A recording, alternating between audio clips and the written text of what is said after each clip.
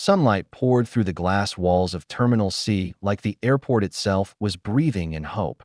Bright, golden, unaware of what it was about to witness. Morning traffic rolled past outside the sliding doors, windshields flashing with reflected sky. Families moved through the terminal in loose clusters. A child laughed somewhere near baggage claim. A coffee cup clinked against a saucer as an espresso machine hissed steadily in a sunlit cafe. Luggage wheels whispered across polished tile.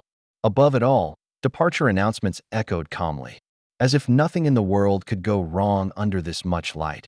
Near the security entrance, Daniel Reeves adjusted the collar of his worn jacket as sunlight hit his eyes through the windows. He blinked against the brightness, then looked down at the small hand wrapped tightly around his. His daughter Lily, 6 years old, stood beside him with a pink backpack slipping off one shoulder. Curls escaped her messy ponytail. She rocked gently back and forth, sneakers tapping nervously against the floor. "Daddy," she whispered, staring at the long line ahead. "Is Mommy really waiting at the plane?" Daniel knelt, the daylight tracing the tired lines across his face. "She'll be right there when we land, okay?" Lily tilted her head. "Promise." His smile arrived a heartbeat late. "Promise." The line moved forward.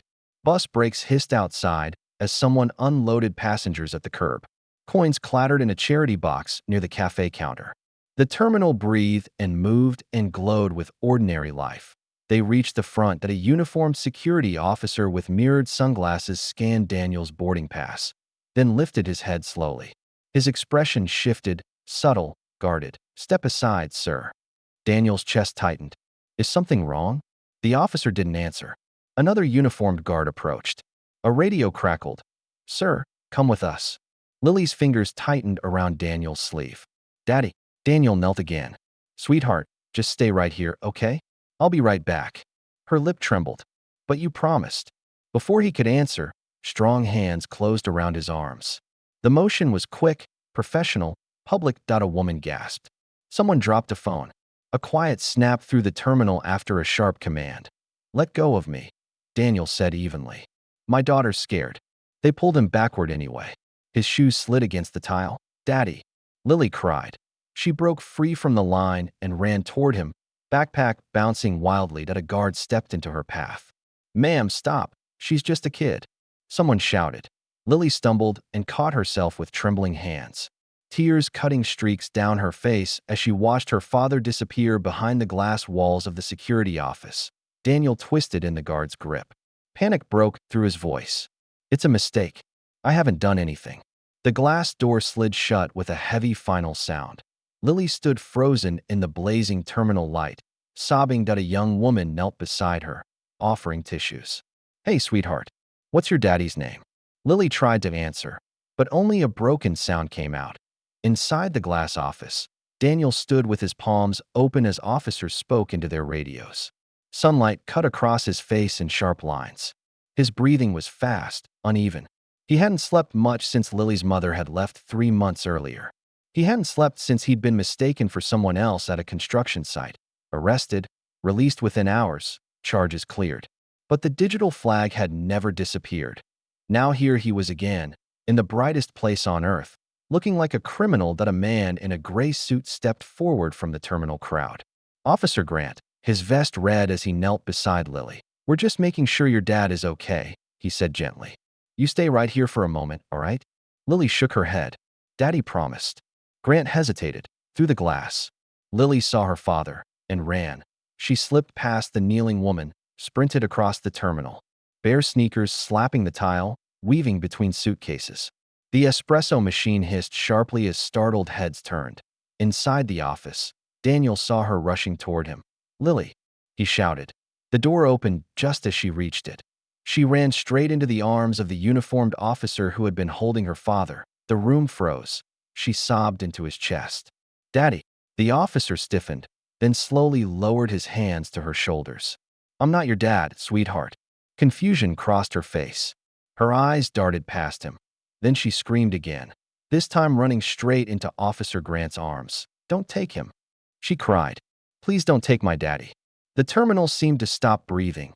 Grant knelt with her as she clung to his vest. "I won't hurt your dad," he said quietly. "We just need to check something. Can you trust me?" Lily hesitated, then nodded. Grant raised his tablet. The old report flashed onto the screen. The closed case. The cleared charges. The lingering system flag. Grant's jaw tightened that he looked at his team. Release him. The cuffs came off. Daniel sagged forward as Lily flew back into his arms, sobbing into his jacket. I thought they took you forever, she cried. I'm here, he whispered. I'm right here. The terminal watched in silence as sunlight pooled across the floor around them. An announcement chimed overhead. Final boarding for Flight 224 to San Diego. Daniel stiffened. That's our flight. Grant checked the time. You've got 6 minutes. They moved through the terminal quickly, not running, not stopping. Sunlight followed them through the tall windows to the gate. The attendant hesitated as Daniel approached, panic written across his face. Grant stepped forward. She's boarding. The scanner beeped.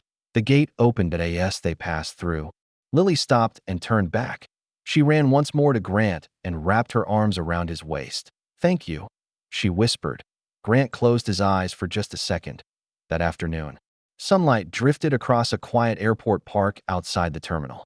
Grant sat alone on a bench, elbows on his knees, watching planes lift into the pale sky. The world had already gone back to normal, but something inside him hadn't.